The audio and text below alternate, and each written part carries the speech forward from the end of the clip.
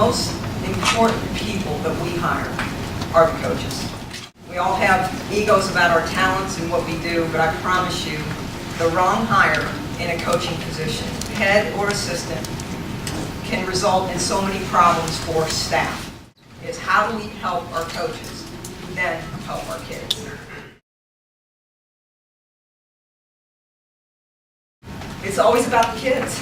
And we really, with the business, the finance, the politics, the media, the pressures, we all have to stay in that box to remind ourselves that it is about the young people's experience. You go to as many events as you can, but really get to know them as people. They're little people when you first meet them as freshmen.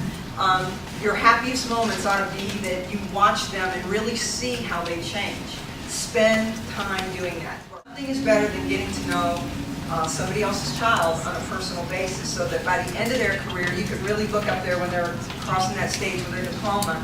You could say, I remember when that person couldn't walk or chew gum at the same time, and I never thought he or she would make it. It just makes you so fulfilled, and they'll appreciate you too.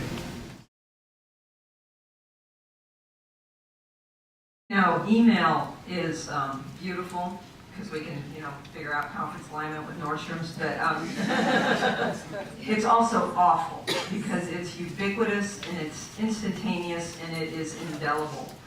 So the emails that Sandy put up, the one that was nasty, you know what I do now? And I do answer my own email. I mean, I have people screen them, but on the bad ones, you know what? I never answer them by email. You know what I do? I call them. And I call them really fast. And they can't ever believe it.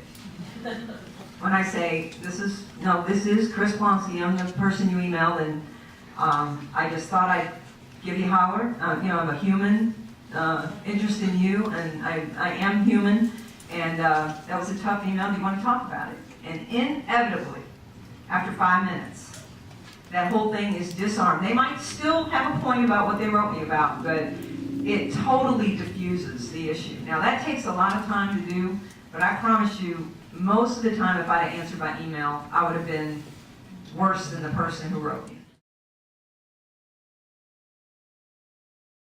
Be willing to be coached not only by your bosses, your superiors, or your colleagues, but your coaches as well, because they can really help us do better jobs. Be competitive. Be really competitive, but in a good way. You're going to all be bosses someday. So just remember how you treat people, your coaches, your kids, your staff, who you stand up for, the standards that you set and demand. And you don't have to micromanage people, but if you set a standard and you communicate it well, and then you trust people to share in that standard and go put their thumbprint on their own unit areas for how to uphold the standard of the university and the standard of the athletics program, you will watch people flourish in ways that will be thrilling for you. So again, it's about treating people well. Everybody can succeed when people feel like they're treated well, when they're rewarded, and when they can come to you and that you have their back. Know who you are and feel where you should be. Don't always react to where people think you ought to be, but really be true to yourself and feel where you need to be to use your skills in the best way.